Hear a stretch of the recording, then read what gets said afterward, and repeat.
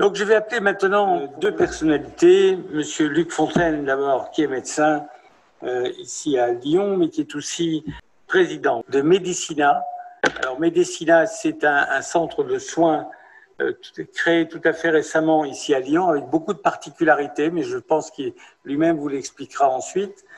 Et puis, Jean-Michel Robert, qui lui est un intervenant dans plusieurs disciplines, y compris d'ailleurs en médecine. Son rôle est de motiver et de développer la balnéothérapie. Mon sacré Jean-Michel, tu me fais découvrir des mondes qui me poussent dans une exploration, mais que j'apprécie beaucoup.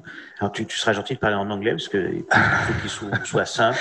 Quand il m'a dit, parle anglais, donc. Tu vas parler de l'IA, j'ai dit, mais de quoi tu me parles, quoi. Puis en fait, en vous écoutant, Christophe, là, je m'aperçois que je nage dans l'IA depuis longtemps.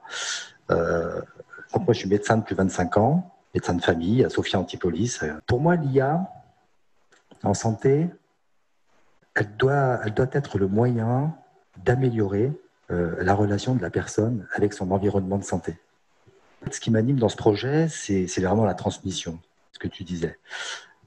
Être médecin, c'est pas un métier qui t'appartient, encore moins les patients, tu dois le transmettre. C'est la règle déontologique du serment d'Hippocrate. Et puis je me suis lancé, après avoir écouté avec beaucoup d'attention chaque personne, je me suis tourné sur cette vision un peu plus organisationnelle, sur cette vision un peu plus populationnelle. Et donc j'ai eu cette idée de regrouper un maximum de professionnels de santé, peut-être d'être un peu plus soignants de mes pairs, pour réacquérir un peu cette simplicité de soigner les gens, aider et soigner les gens.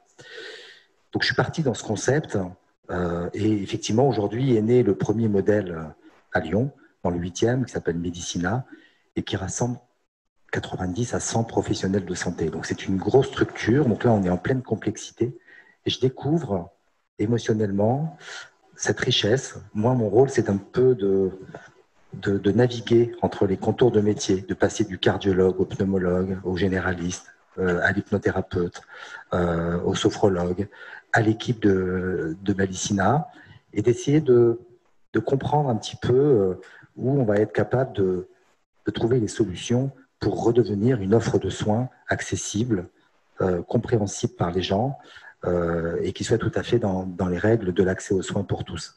Donc ce projet, il rassemble énormément de spécialités médicales. On est un peu l'hôpital de la ville, c'est comme ça qu'on nous appelle. Si on veut soigner nos enfants, il faut qu'on comprenne quels sont leurs usages. Il y a vraiment une rupture générationnelle, une transition qui pousse le monde de la santé à se réorganiser, à voir différemment pour être capable de prendre la personne dans sa globalité. Alors c'est un peu comme ça que j'ai réfléchi, j'ai dit on va faire un projet qui soit une sorte de laboratoire, pas quelque chose qui s'impose, mais qui donne l'occasion de percevoir la personne dans toutes ses dimensions, depuis son enfance jusqu'à sa dépendance, en passant par son travail, sa scolarité, son hôpital, son environnement en quelque sorte. Et en fait, ce projet-là, c'est ça sa force. C'est d'avoir cette capacité d'analyser les conditions médico-environnementales de la personne. Donc ce projet, il intègre l'université, il intègre des internes en santé publique, il intègre l'hôpital. Donc on va pouvoir s'engager dans des protocoles de recherche hospitalo-universitaires pour essayer de comprendre. Donc aujourd'hui, il faut trouver des moyens pour donner la capacité à la personne de piloter sa bonne santé. C'est une politique de promotion de la santé. Alors aujourd'hui, c'est vrai que le projet, c'est de numériser. Et moi, j'ai souvent eu cette réflexion interprofessionnelle de la santé. Et la santé, elle ne peut pas être reconstruite que par des médecins. Le secteur sanitaire, c'est une chose, c'est une partie importante, mais elle ne suffit pas à réorganiser les usages et cette médecine de parcours qui va être vraiment l'avenir. Et cette médecine de parcours, elle nous oblige à nous regrouper, à voir les choses différemment, à travailler ensemble, à considérer que chaque expertise va s'agréger autour d'un parcours du patient pour lui permettre d'avancer le plus possible vers une autonomie et une activité même dans son vieillissement. Et cette numérisation, en fait, elle est fondamentale parce qu'elle va permettre de partager cette expertise, de faire des choix thérapeutiques et puis de le mettre aussi au service de ces parcours du bien-être. Donc c'est là où Jean-Michel m'accompagne dans cette réflexion pour pouvoir permettre à l'hôpital, qui a aujourd'hui une vision de son patient dans sa chambre, de sortir un peu de ses murs et d'aller peut-être recueillir des données qu'il n'a jamais eues et qui vont lui permettre, peut-être qui vont nous permettre de progresser dans le soutien qu'on peut apporter à chaque personne. Donc, c'est vraiment un nouveau modèle qui me pousse à naviguer dans un courant inverse, avec effectivement beaucoup de découvertes, beaucoup d'inquiétudes, mais qui réaffirme mes convictions. Et c'est vrai que je reviens à ce cerveau archaïque là en disant mais tu te trompes pas. Et j'ai pas trop peur, mais j'ai quand même beaucoup de questions qui me traversent, qui s'imposent. Mais c'est surtout un projet qui doit nous faire réfléchir tous, les médecins, les patients, les industriels, les institutionnels. Et c'est un peu ce projet qui est un lieu de convergence, une sorte de pépinière qui appartient à tout le monde. Moi, je suis un tout petit bonhomme comme ça, qui a fédéré mes pairs et qui essaye de naviguer un peu dans cette complexité pour acquérir la cohésion de cette complexité. Pas simplement la juxtaposition des uns et des autres, c'est vraiment aller dans la cohésion des ensembles pour viser la simplicité. Donc c'est vraiment quelque chose que je ressens, que j'improvise complètement. Elle doit permettre de développer une relation de confiance. Pour moi, la qualité de l'expertise, que je vous disais tout à l'heure, le fait d'avoir l'hôpital public, Léon Bérard, toutes les professions de santé libérales, ça génère de la confiance. Cette expertise, elle doit être vraiment fondatrice de confiance, parce que la personne ne pourra établir son parcours de santé que sur un acte de confiance. Bien, donc j'ai cru comprendre que si on voulait être simple, il fallait parler en anglais. So, ladies and gentlemen, voilà, donc merci, merci Luc. Médiation, ce mot est important, j'y reviendrai tout à l'heure. Je pense qu'effectivement, c'est sans doute l'un des chemins pour apprivoiser le nouveau siècle, qui est dédié peut-être à l'intelligence artificielle, à tous ces fantasmes, mais aussi à tous les bienfaits qu'on peut en attendre. Alors, je vais commencer peut-être par un ou deux exemples que j'aime bien. Certains d'entre vous, dans les années 80, enfin, beaucoup n'étaient peut-être pas nés, je ne sais pas, il y avait une série télévisée qui s'appelait K2000. Qui est-ce qui connaît K2000 ? C'est n'importe quoi, cette série. Donc, cette série, c'était une voiture. Vous savez, elle parlait toute seule. Voilà, l'intelligence artificielle. Alors, tout se passait bien. Le héros gagnait toujours à la fin, un peu comme Starsky et Hutch. Mais là, il était seul et sa collaboratrice était une voiture et qui lui disait ce qu'il fallait faire pour arrêter les malfrats ou pour séduire une très belle femme. Ça, c'était dans les années 80. Les années 69, juillet ou plutôt février 69, 2001, Odyssée de l'espace. Qui a vu ce film ? Alors, ceux qui ne l'ont pas encore vu, il faut aller le voir. Hein. Donc, ça, c'est important. Hein. Sur Netflix, il doit bien exister. Donc, à un moment donné, l'un des astronautes est assassiné par l'intelligence artificielle du vaisseau spatial. L'autre sort pour aller le rechercher, parce qu'il a été envoyé dans l'espace. Et quand il veut revenir, l'ordinateur de bord, HAL 9000, lui dit « Mais Dave, tu ne peux pas rentrer. Tu ne dois pas rentrer. Laisse-moi accomplir ma mission tout seul. » Et là, pendant quelques instants, l'un des plus grands cinéastes du monde, hein, Stanley Kubrick, nous explique que les dangers de l'intelligence artificielle, c'est de nous dominer, de nous éliminer, de prendre notre place. Plus tard, on voit ça aussi dans Matrix, hein, pour ceux que je pense que là tout le monde l'a vu. Mais c'est un film qui est très important parce que il est vraiment le lien entre le 20e et le 21e siècle. C'est la question qui est posée, c'est est-ce que l'intelligence artificielle va nous tuer? Voilà, tout simplement. Alors, on peut s'intéresser aux définitions. Alors, j'ai deux définitions qui, je trouve, rébarbatives, mais incontournables, et puis une que j'aime bien. Alors là, je vais vous les lire parce que c'est trop compliqué pour moi, mais rassurez-vous, je vais vous les lire en français. Donc, fonction mentale d'organisation du réel en pensée chez l'être humain, en acte chez l'être humain et chez l'animal. Là, on commence à voir un petit peu d'émotionnel, puisque fonction mentale, dans le mental, il peut y avoir de l'émotionnel. Deuxième définition. Alors, la première définition, c'est la définition du centre de linguistique. J'ai plus le sigle exact, mais c'est un centre qui s'occupe du langage. Deuxième définition, plus laroussienne qu'autre chose, le potentiel des capacités mentales et cognitives d'un individu, animal ou humain, lui permettant de résoudre un problème ou de s'adapter à son environnement. S'adapter à son environnement. S'adapter à son environnement. Il y a 25 ans ou 30 ans, probablement, c'était hier, l'animal n'aurait pas été cité dans la définition, puisque beaucoup de scientifiques pensaient encore que l'animal ne pensait pas, puisqu'il n'avait pas forcément le néocortex suffisant pour passer de l'intuition à la conscience. Je vais tousser. Je n'ai pas le Covid, rassurez-vous. Et puis, il y a une troisième définition que je trouve assez extraordinaire. L'intelligence est caractérisée par une incompréhension naturelle de la vie. Alors là, à votre avis, qui a écrit ça?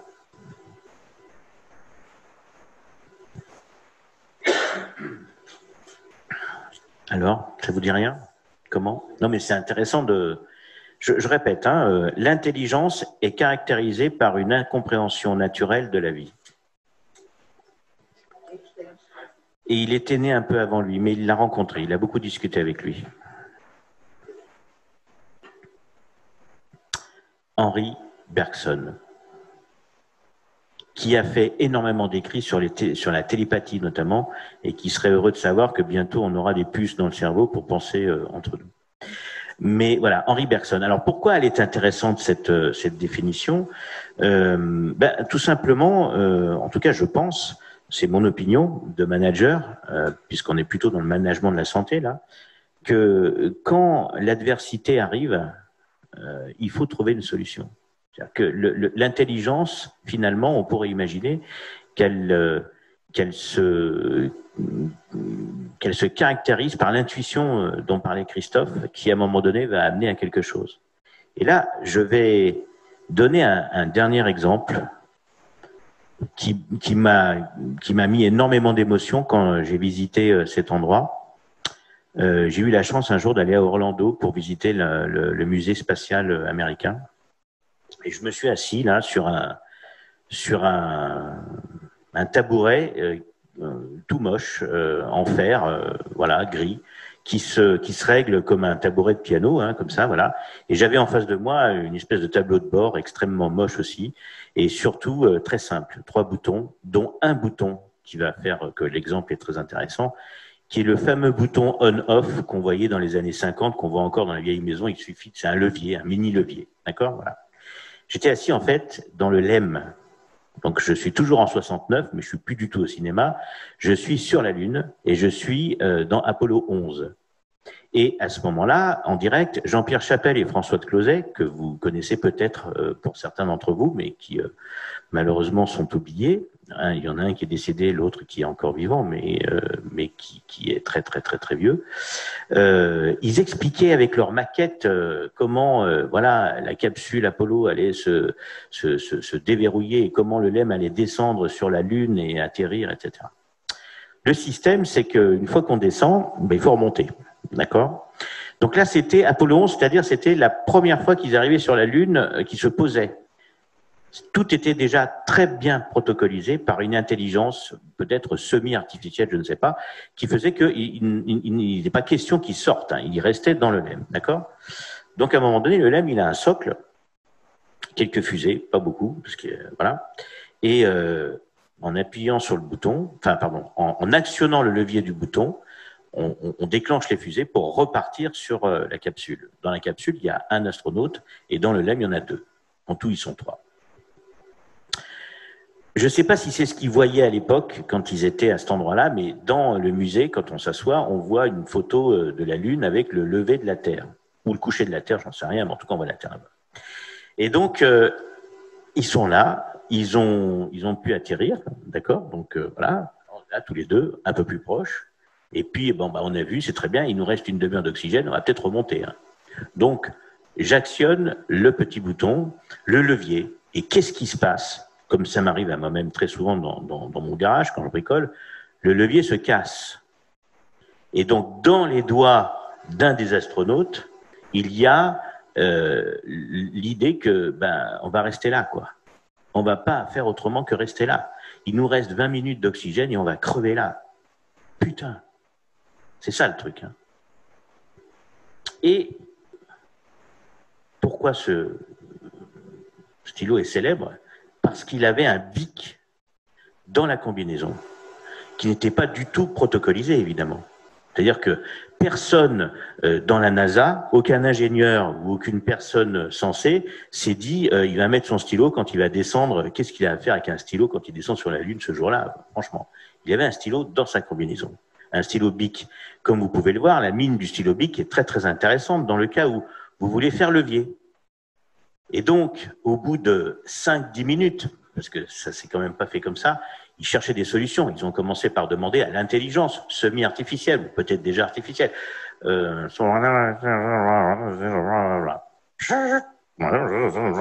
mais pas de solution. Par contre, les gens étaient très, très cool, hein, très zen. Très, très zen. Ils étaient entraînés pour ça. Et c'était en gros, John, on va rester là. Tu as raison, Davis, on va rester là. John, je crois que c'est la fin. Tu as raison, c'est la fin. Et tout d'un coup, il y en a un des deux qui dit, mais John, je crois qu'on va peut-être essayer quelque chose. Et il plante son stylo, donc il fait levier. Et là, il y a un fragment d'instant. C'est long sur la Lune, un fragment d'instant, parce qu'il ne se passe rien.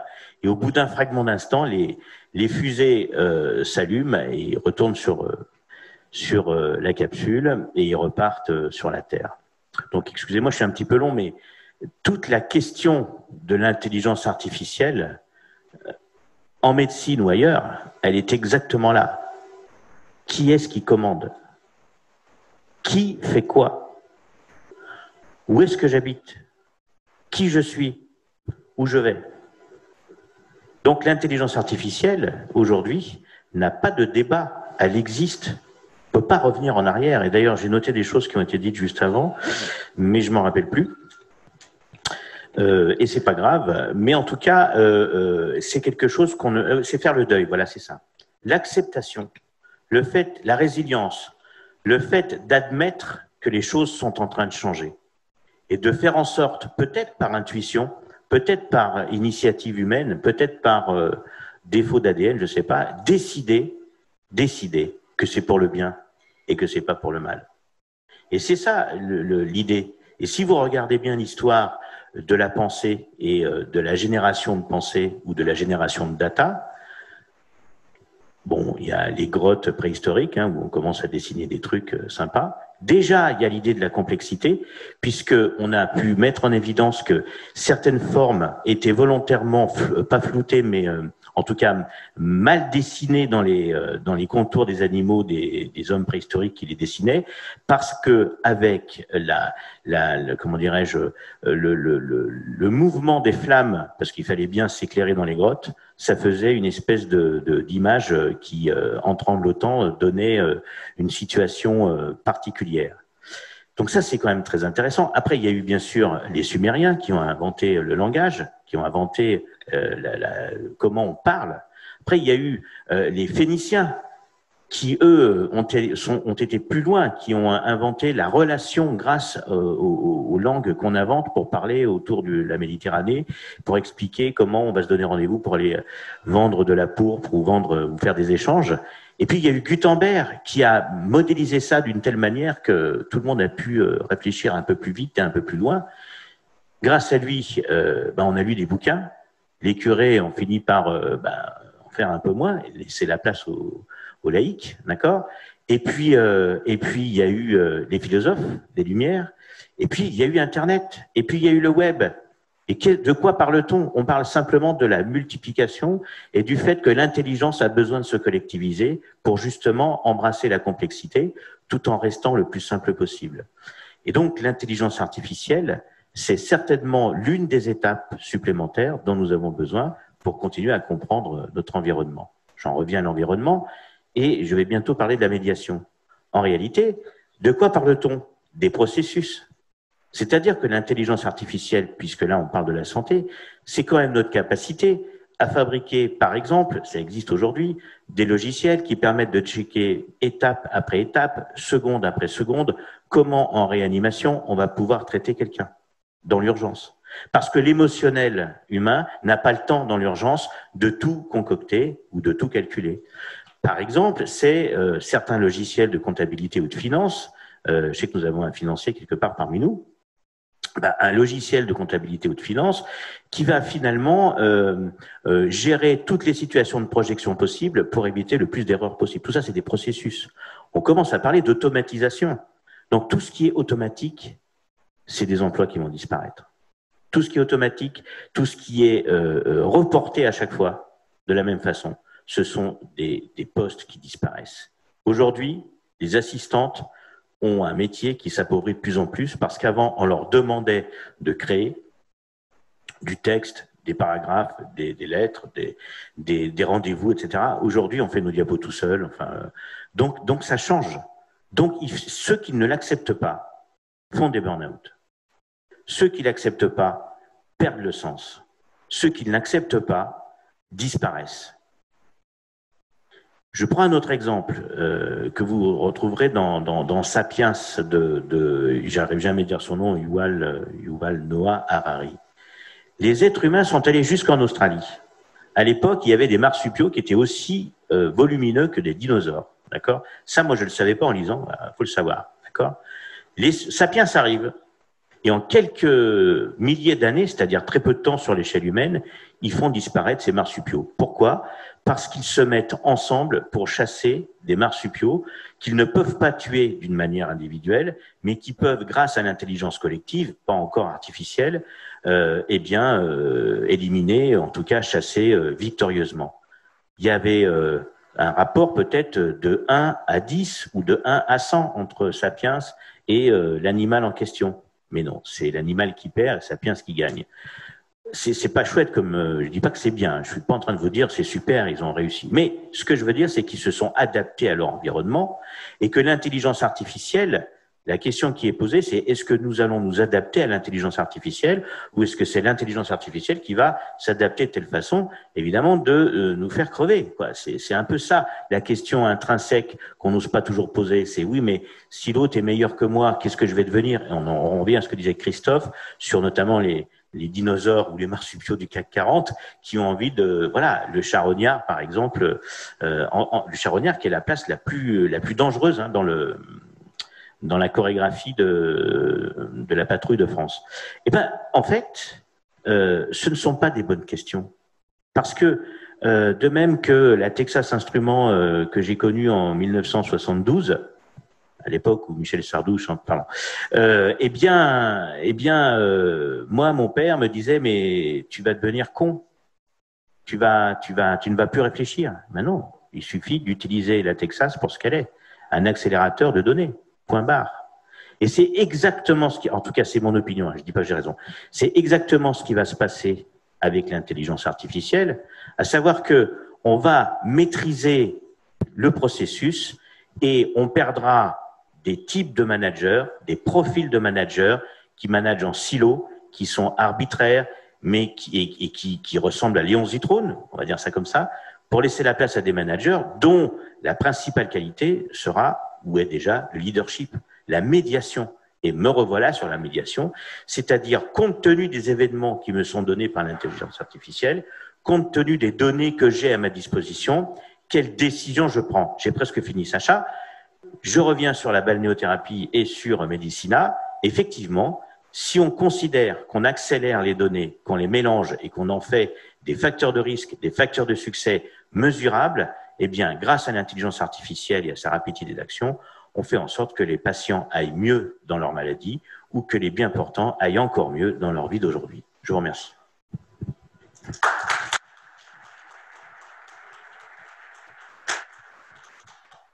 Merci Luc, merci Jean-Michel. C'était très intéressant parce qu'on a fait un voyage et c'était le sujet d'aujourd'hui, un voyage dans l'IA.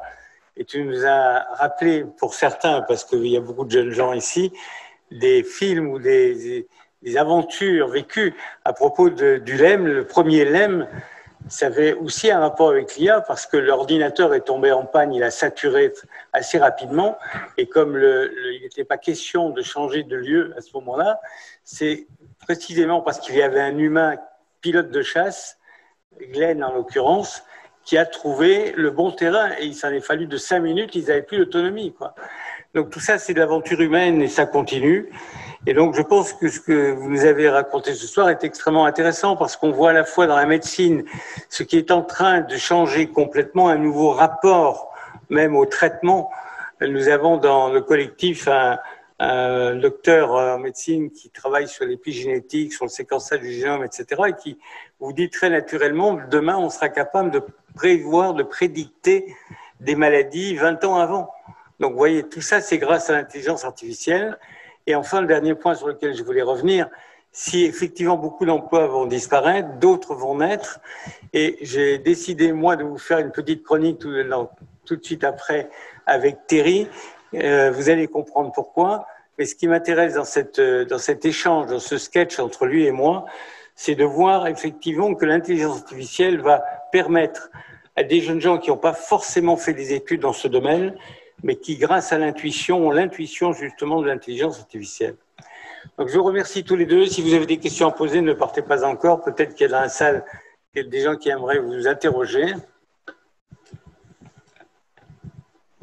Merci tout d'abord pour vos interventions passionnantes. Moi, je voudrais juste, on est quand même dans le domaine de la santé, qui est extrêmement important pour nous tous.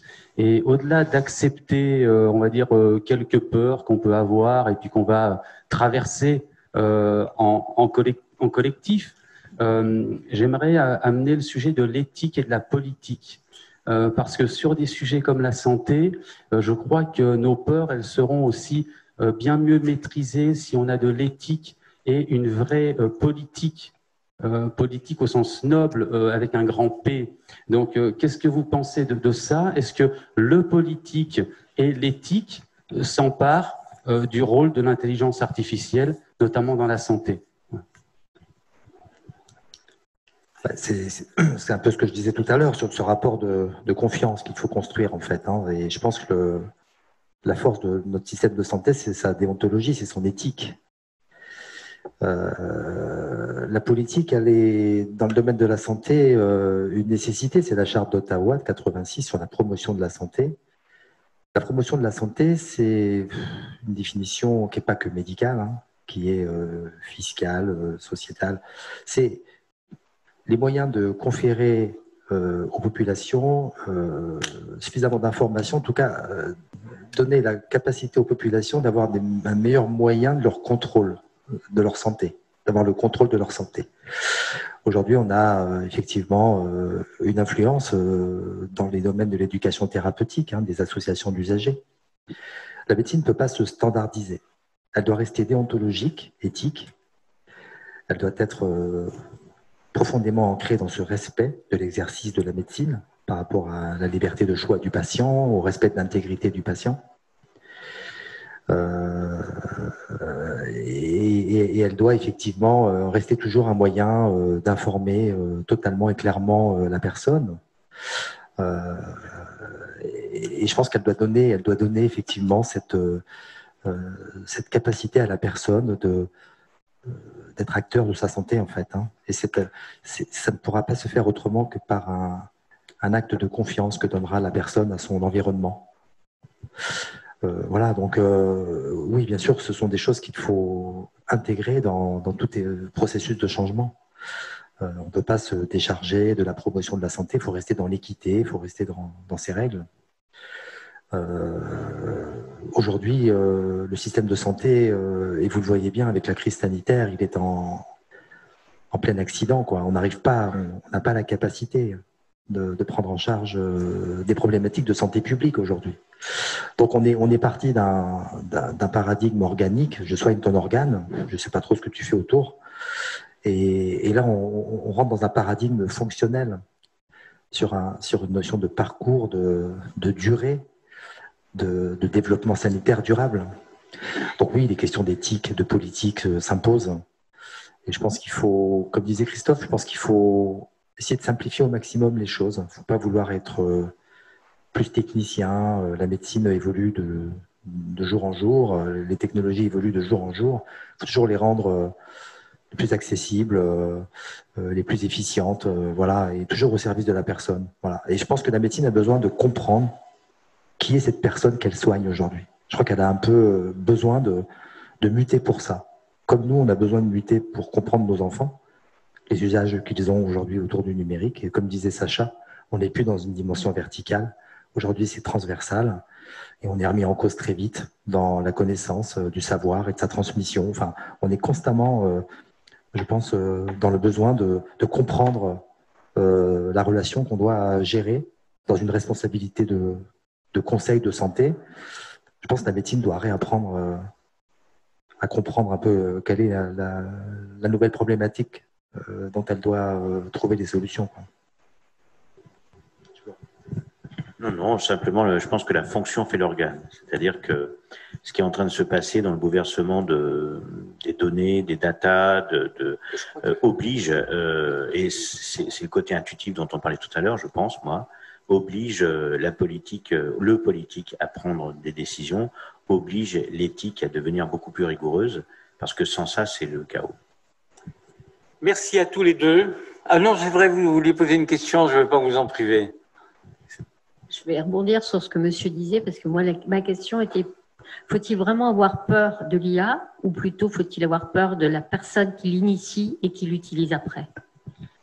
Si l'IA est un moyen de surgonfler la connaissance scientifique du praticien, bon, je ne vois pas trop l'intérêt.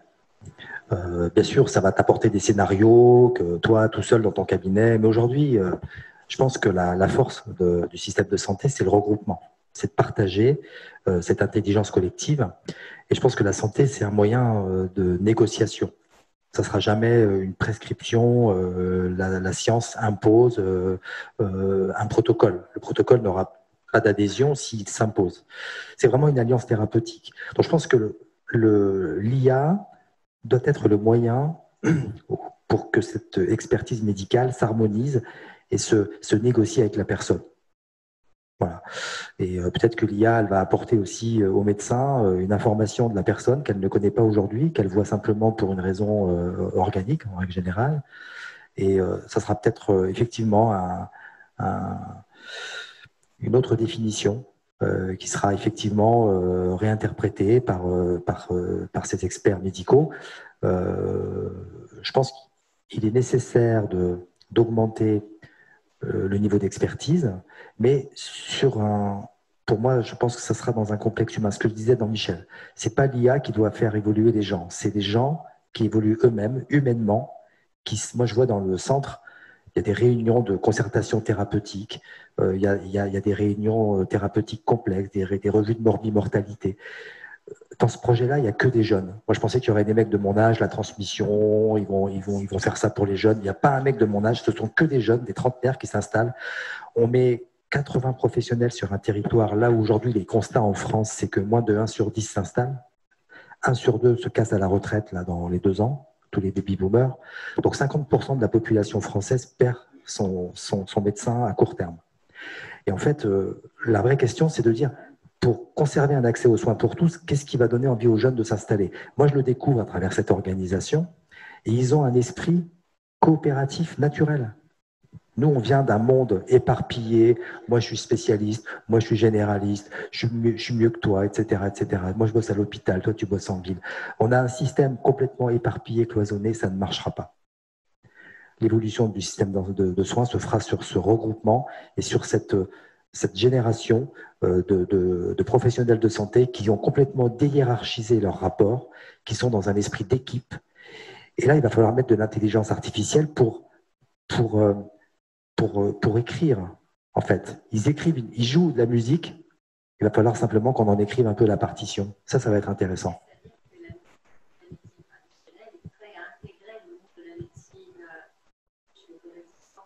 Il n'a pas le choix. Ouais. Il n'a pas le choix parce que de toute façon, on sait très bien que le système de santé ne changera pas par les médecins. Il changera par les gens. Aujourd'hui, une personne, je discutais avec le patron de Léon Bérard, il me dit « Moi, ça m'intéresse ton projet parce qu'on va aborder des thématiques Aujourd'hui, on sait aborder des thématiques, la récidive d'un deuxième cancer, pourquoi tu refais un autre cancer, pourquoi tu développes une insuffisance, une anxiodépression. Ce sont des thématiques que l'on cite aujourd'hui mais qu'on ne connaît pas. Donc il faut trouver un moyen d'explorer ça et de fournir des, je dirais pas des preuves, mais de fournir des explications de ces parcours. Et ça va répondre véritablement à des besoins qu'expriment les gens, hein. Voilà. C'est un peu ce laboratoire que j'ai voulu faire, moi. C'est un lieu de convergence avec un petit bout d'expertise de l'hôpital, de la recherche, de Léon Bérard, de la médecine de ville, des termes, de la médecine traditionnelle et de la médecine intégrative, du bien-être. Et avec ce laboratoire-là, on réfléchit ensemble, on fait de la recherche et on essaye d'apporter la démonstration que cette approche intégrative, elle est fondamentale et elle va apporter des réponses que le système de santé actuel n'est pas capable d'aborder. Merci Luc, merci Jean-Michel.